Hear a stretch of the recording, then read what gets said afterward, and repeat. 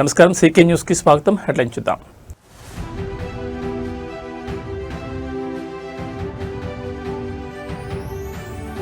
జనసేనాని పవన్ కళ్యాణ్ డిశ్చార్జ్. ముంబై కోకిలాబెన్ ఆసుపత్రి నుంచి నివాసానికి చేరిక.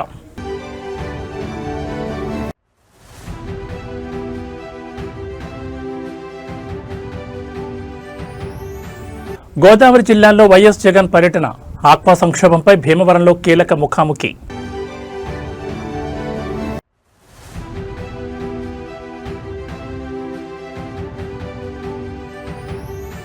ఢిల్లీ పర్యటనపై గిట్టని వాళ్ల లెక్కలు. విపక్షాల విమర్శలకు సీఎం రేవంత్ రెడ్డి ఉడుకు పుట్టించే కౌంటర్.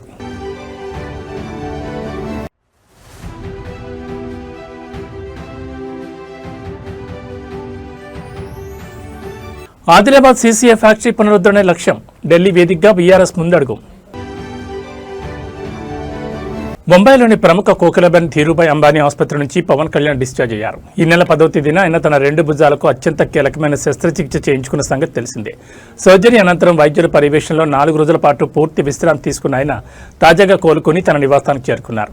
పవన్ కళ్యాణ్ గత కొంతకాలంగా భుజాల నొప్పితో ఇబ్బంది పడుతున్నారు. ఈ క్రమంలోనే ముంబైలోని కోకిలాబెన్ ధీరుభాయ్ అంబానీ ఆసుపత్రిలో చేరిన ఆయనకు నిపుణులైన వైద్య బృందం ఈ నెల 10న 2 భుజాలకు సర్జరీని విజయవంతంగా పూర్తి చేసింది. శస్త్రచికిత్స అనంతరం ఆయన ఆరోగ్యం క్రమంగా మెరుగుపడడంతో బుధవారం ఉదయం ఆసుపత్రి వర్గాలు ఆయన్ను డిశ్చార్జ్ చేశాయి. గత ఎన్నికల ప్రచార సమయం నుండి ఎడతెరిపి లేకుండా రాష్ట్ర వ్యాప్తంగా పర్యటిస్తూ భుజాల నొప్పితో తీవ్రంగా బాధపడుతున్న ప్రజాక్షేత్రంలో పవన్ కళ్యాణ్ పడ్డ కష్టాన్ని గుర్తు చేసుకుంటూ ఆయన త్వరగా కోలుకోవాలని కూటమి శ్రేణులు, జన సైనికులు పెద్ద ఎత్తున పూజలు నిర్వహించారు. ప్రస్తుతం నివాసానికి చేరుకున్న డిప్యూటీ సీఎం వైద్యుల సూచనల మేరకు మరికొన్ని రోజుల పాటు పూర్తిగా విశ్రాంతి తీసుకోనున్నారు. ఆ తర్వాత ఆయన తిరిగి అమరావతిలో తన అధికారిక అడ్మినిస్ట్రేటివ్ బాధ్యతలను స్వీకరించనున్నట్లు క్యాంప్ ఆఫీస్ వర్గాలు వెల్లడించాయి. ఆంధ్రప్రదేశ్ రాష్ట్రంలో రాజకీయ సమీకరణాలు మరియు క్షేత్రస్థాయి ప్రజా పోరాటాలు ఒక్కసారిగా వేడెక్కాయి. వైఎస్ఆర్ కాంగ్రెస్ పార్టీ అధినేత మాజీ ముఖ్యమంత్రి వైఎస్ జగన్మోహన్ రెడ్డి ఉమ్మడి గోదావరి జిల్లాల పర్యటనకు బయలుదేరి వెళ్లారు. పశ్చిమ గోదావరి జిల్లా భీమవరంలో ఆయన అడుగుపెట్టున్నారు. ప్రస్తుత కూటమి ప్రభుత్వ హయాంలో తీవ్ర ఇబ్బందులు ఎదుర్కొన్న ఆక్వా రంగానికి అండగా నిలిచేందుకు ఆక్వా రైతులు, రైతు సంఘాల నేతలతో వైఎస్ జగన్ ముఖాముఖి కానున్నారు. అనంతరం కాపు సామాజిక వర్గ అగ్రనేత మాజీ మంత్రి ముద్రగడ పద్మనాభం హఠాన్ మరణం తీవ్ర దిగ్భ్రాంతి గురిచేయడంతో కాకినాడ జిల్లా కిర్లంపూడికి వెళ్లి ఆయన పార్థివ దేహానికి నివాళులర్పించనున్నారు. భీమవరం పరిసర ప్రాంతాల్లో ఇన్పుట్ ఖర్చులు పెరిగిపోవడం, మద్దతు ధర లభించకపోవడంతో ఆక్వా రైతులు సంక్షోభంలో కోరుకుపోయారు. ఈ నేపథ్యంలో రైతు సంఘాల ప్రతినిధులతో వైఎస్ జగన్ భేటీ అయి అసెంబ్లీ లోపల మరియు వెలుపల ప్రభుత్వంపై ఒత్తిడి తెచ్చేందుకు కార్యాచరణ రూపొందించనున్నారు. పగలు రాత్రి చెరువుల వద్ద శ్రమిస్తూ కరెంటు ఛార్జీల భారం మరియు దళార్ల దోపిడీతో ఆక్వా రైతాంగం పడ్డ కష్టాన్ని ప్రత్యక్షంగా విని వారి తరపున పోరాడేందుకు ఈ సమావేశాన్ని ఏర్పాటు చేశారు. భీమవరం భేటీ ముగిసిన వెంటనే వైఎస్ జగన్ నేరుగా కిర్లంపూడికి పయనం కానున్నారు. ఇటీవల కన్నుమూసిన కాపు ఉద్యమ ధృవతార ముద్రగడ పద్మనాభం కుటుంబ సభ్యులను పరామర్శించి ఆయన భౌతికాయానికి నివాళులర్పించేందుకు వైసీపీ అగ్రనాయకత్వం ఇప్పటికే కిర్లంపూడిలో ఏర్పాట్లు పూర్తి చేసింది.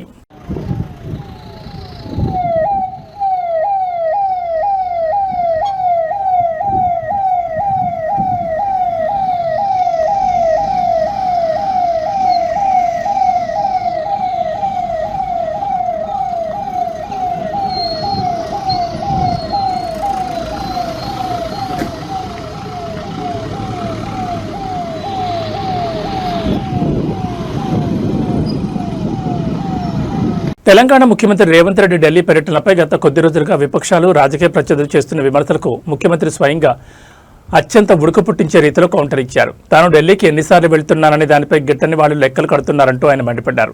తాను ఎన్నిసార్లు హస్తినకు వెళ్లినా అది కేవలం తెలంగాణ ప్రజల హక్కుల సాధన కోసమేనని, రాష్ట్ర సమగ్రాభివృద్ధి కోసమేనని సీఎం రేవంత్ రెడ్డి స్పష్టం చేశారు. తెలంగాణలో కాంగ్రెస్ ప్రభుత్వం ఏర్పడినప్పటి నుంచి ముఖ్యమంత్రి రేవంత్ రెడ్డి తరచూ ఢిల్లీ పర్యటనలు చేయడంపై ప్రతిపక్షాలు, రాజకీయ విమర్శలు గుప్పిస్తున్నాయి. దీనిపై స్పందించిన ముఖ్యమంత్రి రాష్ట్ర హక్కులను సాధించేందుకు, విభజన హామీల నిధులను రాబట్టేందుకు తాము నిరంతరం శ్రమిస్తున్నామని తెలిపారు. తెలంగాణకు రావాల్సిన కేంద్ర నిధులు, పెండింగ్ ప్రాజెక్టుల మంజూరు కోసం రాష్ట్ర ప్రజలు పడ్డ కష్టాన్ని తీర్చడమే ధ్యేయంగా కేంద్ర పెద్దలను కలవడానికి వెళ్తుంటే దాన్ని రాజకీయ రంగు పూసి గిట్టని వాళ్లు లెక్కలు వేయడం వారి సంకుచిత మనస్తత్వానికి నిదర్శనమని మండిపడ్డారు. రాష్ట్ర ప్రయోజనాల విషయంలో తాము ఎక్కడా రాజీ పడబోమని, ఎన్ని విమర్శలు వచ్చినా ప్రజా సంక్షేమం కోసమే తన ప్రయాణాలు సాగుతాయని తేల్చి చెప్పారు. ముఖ్యమంత్రి రేవంత్ రెడ్డి ఈ తాజా స్టేట్మెంట్ విపక్షాల విమర్శలకు గట్టి బ్రేక్ వేసినట్లయింది. కేంద్ర నిధుల సాధనలో రాబోయే రోజుల్లో ఎలాంటి పురోగతి కనిపిస్తుందో మరియు ప్రతిపక్షాలు దీనిపై ఎలా స్పందిస్తాయో వేచి చూడాలి. కొంతమంది తిట్టినోళ్ళు, కొంతమంది సరిపోయిన వాళ్ళు పదే పదే ముఖ్యమంత్రి గారు ఢిల్లీ ప్రయాణం చేస్తున్నారు, ఇన్నిసార్లు వెళ్ళిండ్రు, అన్నిసార్లు వెళ్ళిండ్రు అని లెక్కలు చెప్తున్నారు. ఏదొచ్చినా ప్రజల కోసమే పనిచేస్తున్నాం. నిన్న మేము తెలంగాణ రాష్ట్రంలో ఉండే అన్ని పార్టీల ఎంపీలను పిలిచి మేము పవర్ పాయింట్ ప్రజెంటేషన్ ఇచ్చినాం. కేంద్ర ప్రభుత్వంతో తెచ్చుకోవాల్సిన అనుమతులు గాని నిధులు గాని వాటికి సంబంధించిన సమాచారాన్ని అందించినా స్పష్టంగా చెప్పినాం. అభివృద్ధి జరిగేటప్పుడు రాజకీయాలు లేవు. రాజకీయాలు అనేవి ఎన్నికలు వచ్చినప్పుడు ఎవరి ప్రయత్నం వాళ్ళు చేసుకుంటారు, వాళ్ళ ప్రయత్నం వాళ్ళు చేసుకుంటారు, మా ప్రయత్నం తెలంగాణ పారిశ్రామిక రంగానికి మరియు ఉమ్మడి ఆదిలాబాద్ జిల్లా వెనుకబడిన ప్రాంతాల ఉపాధి అవకాశాలకు ఊతమిచ్చే ఒక ఉమ్మడి లక్ష్యంతో భారత రాష్ట్ర సమితి హస్తిన వేదికగా ముందడుగు వేసింది. BRS working president Kalvakuntla Taraka Ramarao నేతృత్వంలోని ఒక ప్రత్యేక బృందం ఢిల్లీకి బయలుదేరి వెళ్లింది. ఆదిలాబాద్ జిల్లాలోని సిమెంట్ కార్పొరేషన్ ఆఫ్ ఇండియా ఫ్యాక్టరీని తక్షణమే పునరుద్ధరించాలని కోరుతూ కేంద్ర భారీ పరిశ్రమలు ఉక్కు శాఖ మంత్రి హెచ్డి కుమారస్వామితో ఈ బృందం కాసేపట్లో అత్యంత కీలకమైన సమావేశం కానుంది. కేటీఆర్తో పాటు ఈ ప్రతినిధి బృందంలో BRS Rajya Sabha MP Vaddiraju Ravichandra, Khanapur BRS party అధ్యక్షుడు జాన్సన్ నాయక్ మరియు సీసీఐ సాధన సమితి ముఖ్య నాయకులు ఉన్నారు. ఆదిలాబాద్లో మూతపడిన సీసీఐ యూనిట్ తెరిపించడం ద్వారా స్థానికంగా ఉన్న వేలాది మంది నిరుద్యోగ యువతకు ఉపాధి లభిస్తుందని, దీనిపై కేంద్రం సానుకూల నిర్ణయం తీసుకోవాలని ఈ బృందం ఒత్తిడి తీసుకురానుంది.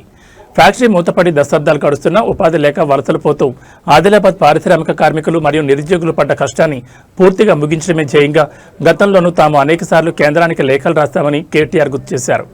కొత్తగా బాధ్యతలు స్వీకరించిన కేంద్ర మంత్రి కుమారస్వామితో ఈ పారిశ్రామిక పునరుద్ధరణ ప్యాకేజీపై చర్చించిన అనంతరం ఢిల్లీలోని నిర్వహించే జాతీయ మీడియా సమావేశంలో కేటీఆర్ పాల్గొని కేంద్రంపై రాష్ట్ర డిమాండ్లను మరింత బలంగా వినిపించనున్నారు. అంతర్జాతీయ వాణిజ్య రంగంలో అమెరికా తీసుకున్న ఒక వ్యూహాత్మక నిర్ణయం ఇప్పుడు ప్రపంచవ్యాప్తంగా హాట్ టాపిక్గా మారింది. రష్యా నుంచి ఆయిల్ మరియు గ్యాస్ కొనుగోలు చేసే దేశాలపై అత్యంత భారీగా టారిఫ్స్ విధించాలన్న తన పాత ప్రతిపాదనలో అమెరికా ప్రభుత్వం కీలక సడలింపులు చేస్తుంది. గత 2025 ఏప్రిల్లో రష్యా ఇంధన దిగుమతులపై ఏకంగా 500% టారిఫ్స్ విధించాలని ప్రతిపాదించిన అమెరికా అంతర్జాతీయ మార్కెట్ ఒత్తిళ్ల నేపథ్యంలో తాజాగా ఆ బాధను 100% కుదించింది. అమెరికా తీసుకొస్తున్న ఈ కొత్త బిల్లు అమల్లోకి వస్తే రష్యా నుంచి అత్యధికంగా ఆయిల్ కొనుగోలు చేసే టాప్ దిగుమతిదారులైన భారత్, చైనా, స్లోవేకియా, హంగరీ మరియు అజర్బైజాన్ దేశాలకు గరిష్టంగా 100% వరకు మాత్రమే టారిఫ్స్ వర్తించనున్నాయి. ఇది మునుపటి 500% ప్రతిపాదనతో పోలిస్తే చాలా తక్కువని చెప్పాలి. అంతేకాకుండా తమ మొత్తం ఇంధన అవసరాల్లో రష్యా నుంచి 15% కంటే తక్కువ దిగుమతి చేసుకునే చిన్న దేశాలకు ఈ టారిఫ్స్ నుండి అమెరికా పూర్తి మినహాయింపు ఇచ్చింది. అంతర్జాతీయంగా చమురు ధరలు పెరిగినప్పుడు గ్లోబల్ ఆంక్షల భయంతో రష్యా నుండి తక్కువ ధరకు వచ్చే క్రూడ్ ఆయిల్ కొనుగోలు ప్రక్రియను బ్యాలెన్స్ చేయలేక భారత్ వంటి దేశాల ట్రేడ్ డెస్క్లు పడ్డ కష్టాన్ని ఈ తాజా యుఎస్ సడలింపు గణనీయంగా తగ్గించనుంది. రాబోయే ఆగస్టు నాటికి అమెరికా ఈ బిల్లును అధికారికంగా పాస్ చేసే అవకాశం ఉందని విదేశాంగ వర్గాల్లో అంచనా వేస్తున్నాయి. దీనివల్ల గ్లోబల్ సప్లై చైన్లో ఎలాంటి ఆటంకాలు లేకుండా భారతదేశం తన ఇంధన భద్రతను మరింత బలోపేతం చేసుకునే అవకాశం ఉంది. ఆంధ్రప్రదేశ్ రాష్ట్రంలో ఉచిత ఇసుక విధానం అమల్లో ఉందని ప్రభుత్వం చెబుతున్నా క్షేత్రస్థాయిలో మాత్రం అధికార పార్టీ నేతల ఇసుక దోపిడీ అడ్డలేకుండా సాగుతోందని ఆరోపణలు వెలువెత్తున్నాయి. ఉమ్మడి అనంతపురం జిల్లా కళ్యాణదుర్గం టీడీపీ శాసనసభ్యులు అమెల్యేని సురేంద్రబాబు ఇసుక దందాను స్థానిక ప్రజలు రెడ్ హ్యాండెడ్గా పట్టుకోవడం ఇప్పుడు రాష్ట్ర రాజకీయాల్లో పెను సంచలనంగా మారింది. కంబదూరు మండలం రాళ్ల అనంతపురం పరిధిలో ఇసుకను అక్రమంగా రవాణా చేస్తున్న 5 భారీ టిప్పర్లను స్థానికులు అడ్డుకున్నారు. ఈ టిప్పర్లు నేరుగా టీడీపీ ఎమ్మెల్యే అమెల్యేని సురేంద్రబాబుకు చెందిన ఎస్ఆర్ కన్స్ట్రక్షన్ సంస్థకు కావడంతో స్థానిక ముఠాలు అధికారుల తీరుపై ప్రజలు తీవ్ర ఆగ్రహం వ్యక్తం చేస్తున్నారు. రాళ్ల అనంతపురం గ్రామం గుండా అర్ధరాత్రి వేళల్లో ఎలాంటి అనుమతులు లేకుండా ఇసుకను తరలిస్తున్న 5 టిప్పర్లను గ్రామస్తులు ప్రాణాలకు తెగించి అడ్డుకున్నారు. సదరు వాహనాలు ఎమ్మెల్యే అమెల్యేని సురేంద్రబాబు సొంత సంస్థవని తేలడంతో స్థానికులు పోలీసులకు సమాచారం అందించారు. అయితే టిప్పర్లు అధికార పార్టీ శాసనసభ్యుడు కావడంతో కంబదూరు పోలీసులు కేసు నమోదు చేయడానికి వెనుకాడుతున్నారని, చట్టాన్ని తొంగలు తొక్కుతున్నారంటూ సర్వత్రా విమర్శలు వ్యక్తమవుతున్నాయి. పగలు రాత్రి తేడా లేకుండా తమ గ్రామ సహజ వనరులైన ఇసుకను దోచుకుంటూ భారీ వాహనాలతో రోడ్లను ధ్వంసం చేస్తుంటే స్థానిక రైతాంగం మరియు ప్రజలు పడ్డ కష్టాన్ని పూర్తిగా నిర్లక్ష్యం చేస్తూ పోలీసులు వ్యవహరిస్తున్న తీరుపై తీవ్ర నిరసనలు వ్యక్తమవుతున్నాయి. చట్టం అందరికీ ఒకటేనని చెప్పే కూటమి ప్రభుత్వం తమ స్వంత ఎమ్మెల్యే అక్రమ మైనింగ్ పాల్పడుతుంటే ఎందుకు చర్యలు తీసుకోవడం లేదని విపక్షాలు మరియు ప్రజా సంఘాలు కంబదూరు పోలీస్ స్టేషన్ వేదికగా ప్రశ్నిస్తున్నాయి.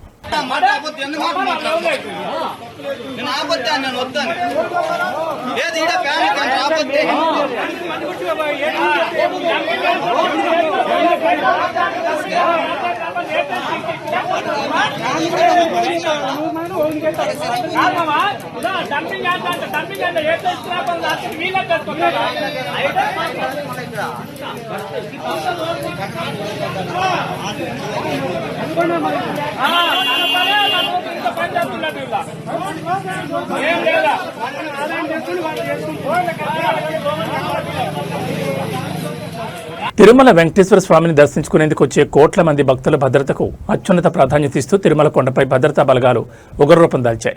విదేశీ లేదా అంతర్గత ఉగ్రవాద ముఠాలు తిరుమల సత్రాలను ముట్టడిస్తే ఏ క్షణంలో అయినా వారిని మట్టుబెట్టేలా ఆంధ్రప్రదేశ్ రాష్ట్ర పోలీస్, అత్యంత ప్రతిష్టాత్మకమైన ఆక్టోపస్ కమాండోలు మరియు టీటీడీ విజిలెన్స్ విభాగం సంయుక్తంగా ఒక భారీ మాక్ డ్రిల్ నిర్వహించాయి. తిరుమలలోని పిలిగ్రిమ్ అమ్యూనిటీసీ కాంప్లెక్స్ 4 అంటే PSC 4 సత్రాన్ని ఉగ్రవాదులు తమ అధీనంలోకి తీసుకున్నట్లుగా ఊహించి ఈ హై ప్రొఫైల్ కమాండో ఆపరేషన్ చేపట్టారు. ఈ మాక్ డ్రిల్ అత్యంత రహస్యంగా వాస్తవ పరిస్థితులకు అద్దం పట్టేలా ప్లాన్ చేశారు. అధునాతన ఆటోమేటిక్ ఆయుధాలతో సాయుధులైన ఆక్టోపస్ ఫోర్స్ నిమిషాల వ్యవధిలోని PSC 4 కాంప్లెక్స్ను తమ అధీనంలోకి తెచ్చుకుంది. అత్యవసర సమయాల్లో కమాండ్ కంట్రోల్ రూమ్ నుండి వచ్చే ఆదేశాలను బట్టి ఎంత వేగంగా స్పందించాలి, బందీలైన భక్తులను సురక్షిత ప్రాంతాలకు ఎలా తరలించాలి అనే అంశాలను క్షేత్రస్థాయిలో ప్రాక్టికల్గా ప్రదర్శించారు. వేలాది మంది భక్తులతో కిక్కిరిసిపోయే తిరుమల కొండపై కంటి మీద కొనుక్కు లేకుండా నిరంతరం నిఘా ఉంచుతూ భద్రతను పర్యవేక్షిస్తున్న పోలీస్ మరియు విజిలెన్స్ సిబ్బంది పడుతున్న కష్టాన్ని మరింత సులభతరం చేస్తూ ఈ ఆధునిక ఆక్టోపస్ కమాండోలు సరికొత్త వ్యూహాలను అమలు చేశారు. కొండపై ఎలాంటి అవాంఛనీయ సంఘటనలు జరగకుండా ముందస్తు రక్షణ చర్యల్లో భాగంగానే ఈ ఉమ్మడి ఆపరేషన్ విజయవంతంగా ముగిసిందని ఉన్నతాధికారులు వెల్లడించారు.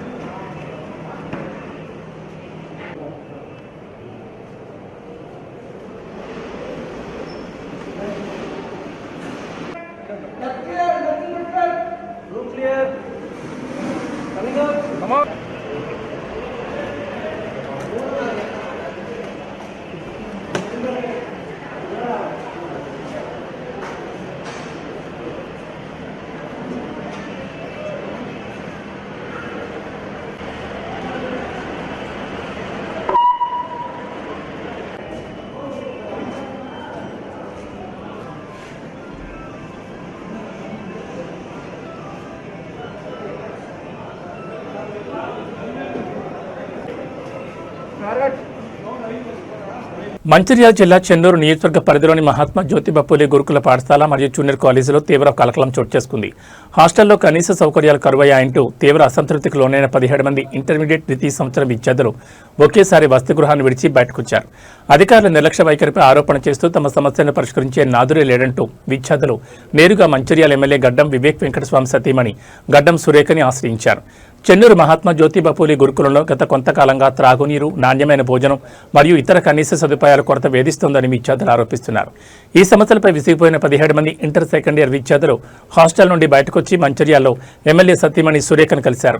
హాస్టల్లో మౌలిక వస్తువులు లేక చదువు పక్కన పెట్టి విద్యార్థులోకం పడ్డ కష్టాన్ని ప్రత్యక్షంగా ఆలకించిన సురేఖ తీవ్ర దిగ్భ్రాంతికి వ్యక్తం చేశారు. తక్షణమే స్పందించిన ఆమె విద్యాశాఖ మరియు సంక్షేమ శాఖ అధికారులపై ఆగ్రహం వ్యక్తం చేశారు. విద్యార్థుల సమస్యలను వెంటనే పరిష్కరించాలని ఆదేశిస్తూ జిల్లా వెనుకబడిన తరగతుల సంక్షేమాధికారి శ్రీధర్కి విద్యార్థులను అప్పగించి ప్రత్యేక పర్యవేక్షణలో వారిని తిరిగి సురక్షితంగా చెన్నూరుకు తరలించేలా చర్యలు తీసుకున్నారు.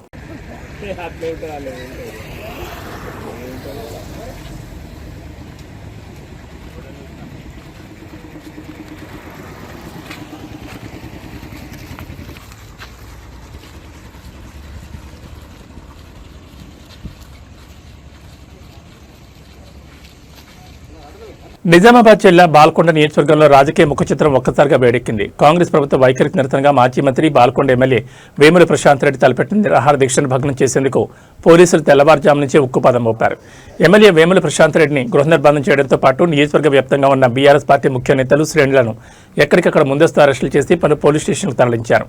భీమ్గల్ మున్సిపాలిటీ పరిధిలోని మౌలిక వసతుల కల్పన, ప్రతిష్టాత్మక మందపడకల ఆసుపత్రి నిర్మాణ పనుల పురోగతి మరియు స్థానిక ఆర్టీసీ డిపో పునరుద్ధరణ డిమాండ్లపై కాంగ్రెస్ ప్రభుత్వం అనుసరిస్తున్న ఉదాసీన వైఖరికి నిరసనగా ఈ దీక్షకు పిలుపునిచ్చారు.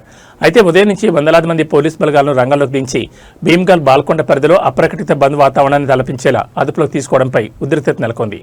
నియోజకవర్గ పరిధిలో మెరుగైన వైద్యం మరియు రవాణా సౌకర్యాల కోసం బాల్కొండ, భీమ్గల్ మున్సిపల్ పరిధిలోని సాధారణ ప్రజలు, రైతాంగం పడ్డ కష్టాన్ని పూర్తిగా తొలగించేలా తాము గతంలో నిధులు మంజూరు చేసిన ప్రస్తుత ప్రభుత్వం కక్ష సాధింపు చర్యల వలన పనులను నిలిపివేసిందని వేముల ప్రశాంత్ రెడ్డి మండిపడ్డారు. ప్రజాస్వామ్యయుతంగా నిరసన తెలిపే హక్కును కాలరాస్తూ ప్రభుత్వం కుట్రలు చేస్తోందని, గృహ నిర్బంధాలు చేసినంత మాత్రాన ప్రజా సమస్యలపై పోరాటాన్ని ఆపలేమని హౌస్ అరెస్ట్ వేదికగా బీఆర్ఎస్ అగ్రనాయకత్వం స్పష్టం చేసింది. బాల్కొండ నియోజకవర్గ ప్రజలందరికీ నమస్కారం. నేను భీమ్గల్లో 100 పడకల ఆసుపత్రిని పూర్తి చేయాలని మేము ప్రభుత్వంలో ఉన్నప్పుడు మంజూరు చేసి 75% పనిచేసిన పనులు అవి. ఒక 20-25% మిగిలిన పనులు, 100 పడకల ఆసుపత్రి కావచ్చు, ఇంటిగ్రేటెడ్ మార్కెట్ కావచ్చు, అట్లనే మూతబడ్డ భీమ్గల్ బస్ డిపోని తెరిపేయమని, అట్లనే నేను మంజూరు చేసినటువంటి 12 కోట్ల రూపాయలతో సీసీ రోడ్లు మున్సిపల్ ఎలక్షన్లు వస్తున్నాయని అప్పుడు కొబ్బరికాయలు కొట్టిరు, అవి ఇంకా పూర్తి చేయట్లేదు, అది పూర్తి చేయాలని చెప్పి భీమ్గల్లో ప్రజా సమస్యల కోసం ఆ పెండింగ్ పనులు పూర్తి చేయాలని నేను ఈరోజు అంటే 15వ తారీఖు నాడు ఒకరోజు కఠోర నిరాహార దీక్ష, నీళ్లు కూడా ముట్టకుండా నిరాహార దీక్ష చేస్తా అని చెప్పి నేను చెప్పిన. అయితే నేను ఇవాళ నిరాహార దీక్షకు వెళ్ళాలని అంటే నేను స్నానం కూడా చేయకన్నా మొదలే, నేను నిద్ర కూడా లేవకన్నా మొదలే పోలీసులు నా ఇంట్లో చుట్టినారు. నన్ను బయటకు పోనీయరట, నన్ను ఇంట్లోనే అరెస్ట్ చేస్తా అని చెప్పి చెప్తా ఉన్నారు పోలీసులు. మరి ఇది ఒక్కసారి ఆలోచన చేయాలి బాల్కొండ నియోజకవర్గ ప్రజలు. నేను చాలా అహింసా మార్గంలో, నేను రాస్తారోక చేస్తాను లేదు, ధర్నా చేస్తాను లేదు, నా ఇచ్చి నేను శిక్ష వేసుకొని ఒకరోజు నేను నిరాహార దీక్షలో కూర్చుంటా, అహింసా మార్గంలో కూర్చుంటానంటే ఈ ప్రభుత్వం నన్ను అనగదొక్కే ప్రయత్నం చేస్తూ ఉన్నది. మేము ప్రజల కోసం పోరాటం చేస్తున్నాం, ప్రజల సమస్యలు తీర్చమని చెప్పి నేను దీక్ష చేస్తాను తప్పిస్తే నా కోసం కాదు. ఆ హాస్పిటల్ పని పూర్తి చేయాలని, ఇంటిగ్రేటెడ్ మార్కెట్ పనులు పూర్తి చేయమని, బస్ డిపో తెరిపియమని, సీసీ రోడ్లు పూర్తి చేయమని, భీమ్గల్ ప్రజల సమస్యలు, బాల్కొండ నియోజకవర్గ సమస్యలు చేయాలని చెప్పి మేము అడుగుతున్నాం తప్పిస్తే వేరేది కాదు.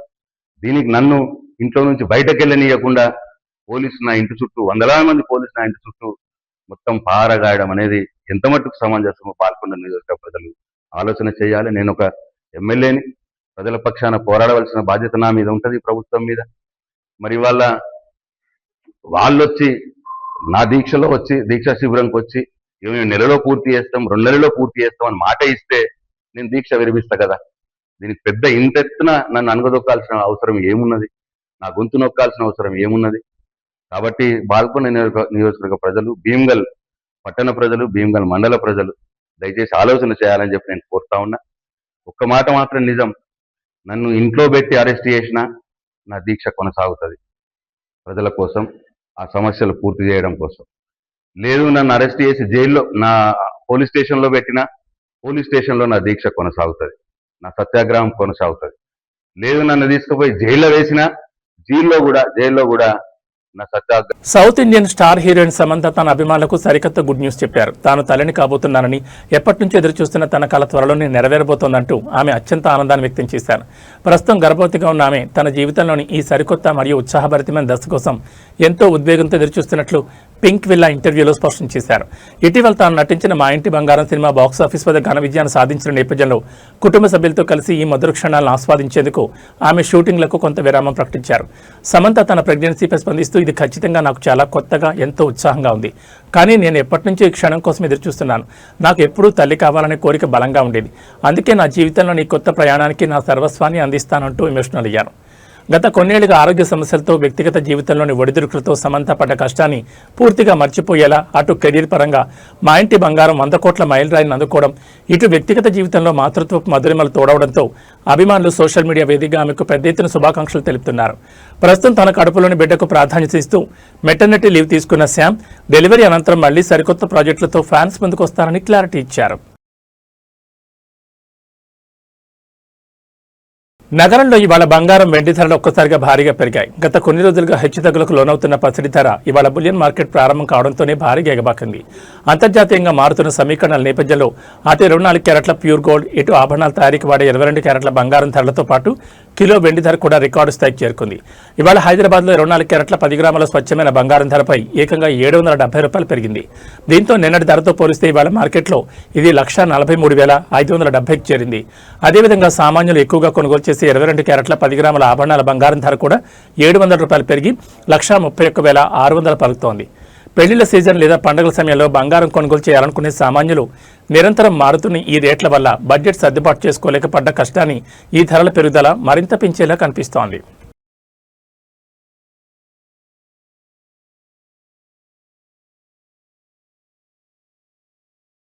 ఆంధ్రప్రదేశ్ రాష్ట్ర ప్రజలకు, ముఖ్యంగా సామాన్య మరియు మధ్యతరగతి కుటుంబాలకు ఇంధన శాఖ నుండి ఒక అత్యంత అద్భుతమైన శుభవార్త అందుతోంది. రాష్ట్రంలో విద్యుత్ ఛార్జీలను తగ్గించేందుకు డిస్కంలు కసరత్తును ముమ్మరం చేశాయి. గత ఏడాది వినియోగదారులపై భారం పడకుండా యూనిట్కు 13 పైసలు తగ్గించిన తరహాలోని ఇప్పుడు మరోసారి యూనిట్కు 13 పైసల మేర కరెంట్ ఛార్జీలను తగ్గించేందుకు ప్రతిపాదనలు సిద్ధమయ్యాయి. ఆంధ్రప్రదేశ్ విద్యుత్ నియంత్రణ మండలి ఆమోదం లభించిన వెంటనే ఈ సరికొత్త తగ్గించిన ధరలు అమల్లోకి రానున్నాయి. 2025-26 ఆర్థిక సంవత్సరానికి సంబంధించి ఇంధన సర్దుబాటు ఖర్చుల పూర్తి వివరాలను రాష్ట్ర విద్యుత్ పంపిణీ సంస్థలు ఎలక్ట్రిసిటీ రెగ్యులేటరీ కమిషన్కు సమర్పించాయి. ఈ తనిఖీ నివేదికల్లో డిస్కంలు ఏకంగా 940 కోట్లను మిగులుగా చూపించడం గమనార్హం. వేసవి కాలంలో మరియు గృహ అవసరాల కోసం కరెంటు బిల్లుల భారం మోస్తూ ప్రతి నెల బడ్జెట్ అస్తవ్యస్తమైన ఏపీ వినియోగదారుల పడ్డ కష్టాన్ని గుర్తించిన అధికారులు ఈ మిగులు నిధుల ప్రయోజనాన్ని నేరుగా ప్రజలకే బదిలీ చేయాలని నిర్ణయించారు. ఈ ప్రతిపాదనలపై ఈఆర్సీ త్వరలోనే రాష్ట్ర వ్యాప్తంగా అధికారికంగా ప్రజాభిప్రాయ సేకరణ జరపనుంది. ప్రజల నుంచి అభిప్రాయాలు మరియు సలహాలు స్వీకరించిన అనంతరం ఈ 13 పైసల తగ్గింపునకు కమిషన్ తుది ఆమోదం తెలుపుతుందని, తద్వారా రాబోయే నెలలో కరెంటు బిల్లులు గణనీయంగా తగ్గుతాయని సచివాలయ వర్గాలు స్పష్టం చేస్తున్నాయి. ఏవీ బులెటిన్ విశేషాలు. నమస్కారం.